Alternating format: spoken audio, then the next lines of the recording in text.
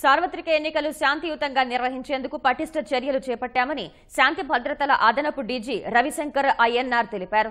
Maoist ప్రభావిత ప్రాంతాల్లో faction పల్లెల్లో సాయుధ బలగాలు మోహరిస్తామని, డ్రోన్ కెమెరాలతో పోలింగ్ ను చిత్రీకరిస్తామని తెలిపారు. పోలింగ్ ముగిసే వరకు మద్యం విక్రయాలపై నిషేధం విధించామని ఈటీవీ ఆంధ్రప్రదేశ్కు ఇచ్చిన ముఖాముఖిలో తెలిపారు.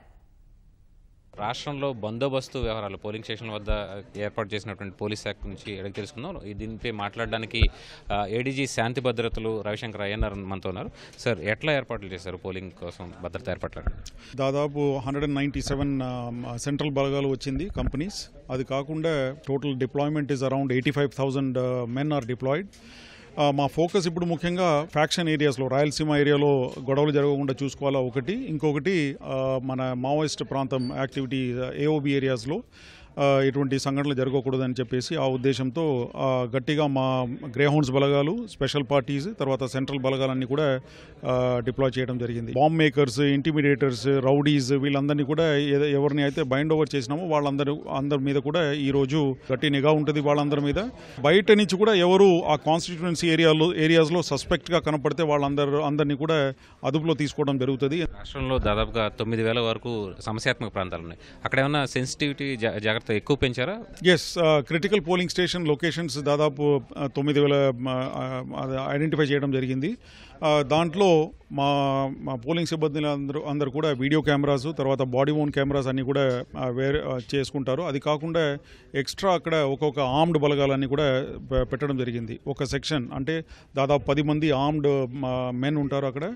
అండ్ సెంట్రల్ బలగాలు కూడా ఇటువంటి critical polling stations or hyper critical polling స్టేషన్స్లో పెట్టడం జరుగుతుంది. మావోయిస్ట్ ఏరియాలో తప్పకుండా సెంట్రల్ బలగాలు ఆర్మ్డ్ వెపన్స్తో పాటు ఉంటారు. తర్వాత ఫ్యాక్షన్ ఏరియాస్లో హాఫ్ ఎ సెక్షన్ ఉంటారు. అది దాంతోపాటు హోమ్ గార్డ్స్, సివిల్ డిఫెన్స్ వీళ్ళందరూ కూడా అక్కడ ఆ ఏరియాలో ఉంటారు. ఈ క్లస్టర్ ఆఫ్ విలేజెస్ అన్ని కూడా మ్యాప్ చేసేసి మా రూట్ మొబైల్స్ అన్ని కూడా ఆ ఏరియాస్లో తిరుగుతూ ఉంటారు. నక్సల్ ప్రభావిత ప్రాంతం చాలా ఎక్కువ ప్రాంతం ఉంది. అక్కడ కూడా 4 గంటల వరకే పోలింగ్ పెడుతున్నారు. సో ఆ ప్రాంతంలో ప్రత్యేకమైన దృష్టి అంటే పారామిలిటరీ బలగాలతో పాటు మన పోలీసులు ఎంతమంది మోహరిస్తున్నారు? ఎక్కువ సంఖ్యలో ఈ ఏరియాస్లోనే ఉన్నారు. ఇది కాకుండా మేము టెక్నాలజీ బాగా వాడుతున్నాము. డ్రోన్స్ అన్ని కూడా పైన తిరుగుతూ ఉంటుంది.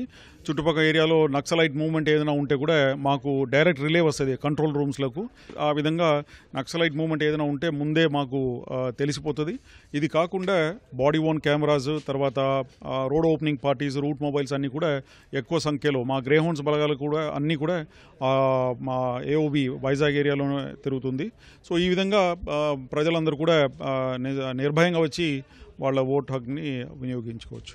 భద్రతా బలగాలు అనుకున్న దానికంటే చాలా తక్కువ వచ్చారు కాబట్టి దాన్ని ప్రత్యామ్నాయంగా మీరు ఏం చేయబోతున్నారు? ఎస్, ఈసారి మాకు దాదాపు 100 కంపెనీస్ తక్కువ వచ్చింది.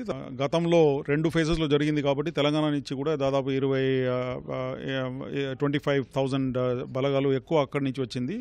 దీన్ని సప్లిమెంట్ చేయడానికి మేము కర్ణాటక నుంచి, తమిళనాడు నుంచి, తర్వాత ఒరిస్సా నుంచి వాళ్ళు మాకు ఎక్స్ట్రా ఫోర్స్ ఇచ్చారు. ఇది కాకుండా లోకలీ కూడా మేము NSS volunteers, ex service men, special police officers అందరినీ కూడా పోలీస్ యాక్ట్ కింద నోటిఫై చేసేసి వాళ్ళందరినీ కూడా రిక్రూట్ చేసేసి వాళ్లకు ఫీడింగ్ ఛార్జెస్, తర్వాత డైలీ అలవెన్స్ అన్ని కూడా ఇచ్చి ఆ విధంగా వాళ్ళని అందరినీ కూడా క్యూ రెగ్యులేట్ చేయడానికి, తర్వాత పోలింగ్ స్టేషన్ సెక్యూరిటీ కోసం వాళ్ళందరినీ కూడా డిప్లాయ్ చేసుకున్నాం. పక్కన మీరు మద్యం వినియోగించకుండా డ్రై డే అని చెప్తున్నారు, కానీ చాలా మద్యం ఏర్లే పారుతుంది. చాలా చోట్ల అర్ధరాత్రి పూటలు కూడా దుకాణాల నుంచి వెళ్తుంది. దీని విషయంలో మీరు ఎట్లా చర్యలు తీసుకుంటారు?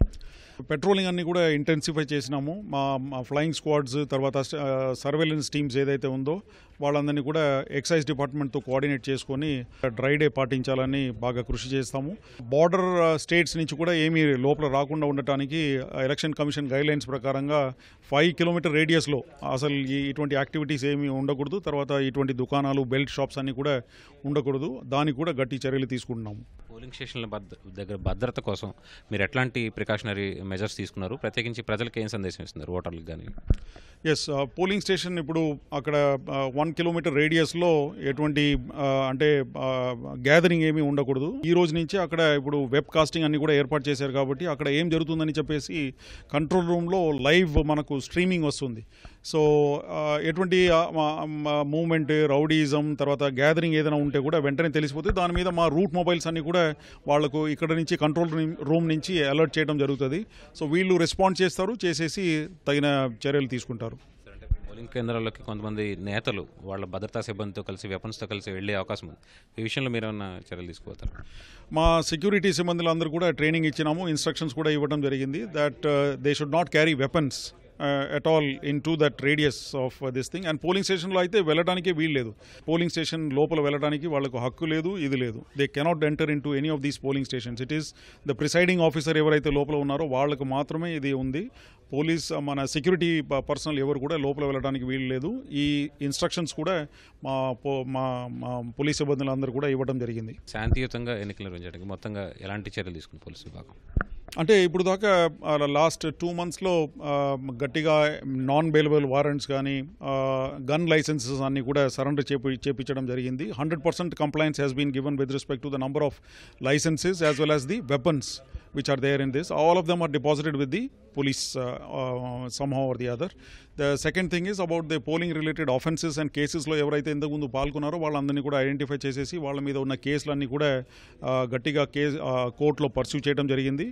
అండ్ ఎవరైతే అరెస్ట్ కాకుండా అటు ఇటు తిరుగుతూ ఉన్నారో వాళ్ళందరినీ కూడా పట్టుకోవడం జరిగింది. నాన్ బెయిలబుల్ వారెంట్స్ ఏదైతే పెండింగ్ ఉండిందో ఇప్పుడు దాకా బాడీలీ ఆఫెన్సెస్ కానీ ఎలక్టోరల్ ఆఫెన్సెస్ కానీ అన్నీ కూడా ఎగ్జిక్యూట్ చేసేసి వాళ్ళందరినీ కూడా చట్టరీత్యంగా మా కోర్టులో హాజరు చేయడం జరిగింది. సో ఈ విధంగా ఒక మెసేజ్ వెళ్ళింది.